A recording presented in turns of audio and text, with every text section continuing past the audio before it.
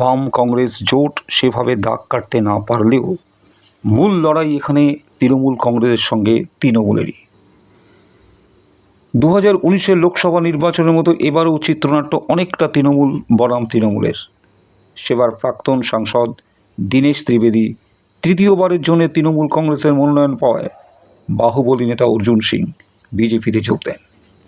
তৃণমূলের second in command Mukul Roy তখন বিজেপিতে, তারই হাত ধরে অর্জুনের বিজেপিতে প্রবেশ। দলে যোগ দিয়ে বাজিমাত অর্জুন সিংয়ের। ইঞ্চিতে ইঞ্চিতে লড়াই করে 14,857 ভোটে তৃণমূলকে পরাজিত করে রেকর্ড করেন অর্জুন সিং। সেই অর্জুন এবারও বিজেপির প্রার্থী।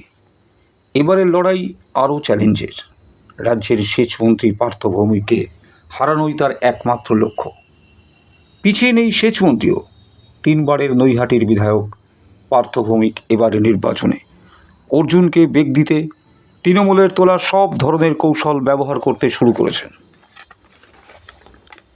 এমনকি 2.5 দশক আগে দলের যুবনেতা বিকাশ বসু খুনের তদন্ত প্রক্রিয়াও এই নির্বাচনে গুরুত্বপূর্ণ ইস্যু হয়ে উঠেছে।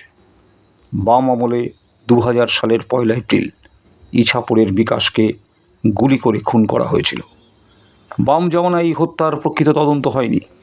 মহাকারণ থেকে ফাইল লোপাট করা হয়েছিল বলে অভিযোগ। 2019-এর লোকসভা নির্বাচনের প্রচারে তৃণমূল নেত্রী মমতা বন্দ্যোপাধ্যায় বিকাশ খুনের ঠিকমতো বিচার না হওয়ার জন্য সিপিএমের দিকে অভিযোগের আঙুল তুলেছিলেন। সিপিএম অবশ্য মনে করিয়ে দিয়েছিল ওই খুনের ঘটনায় যাদের নাম জড়িয়েছিল তাদের মধ্যে তৃণমূলের লোকজনই ছিল। এবার প্রশ্ন উঠতে পারে, দল ক্ষমতায় আসার পর দলনেত্রী তাদের বিরুদ্ধে ব্যবস্থা নিলেন না কেন? পার্থ ভৌমিক খানিকটা স্বগতোক্তির ঢঙেই বলেছেন, হাত পা বাঁধা ছিল, দল ব্যবস্থা নিতে পারেনি।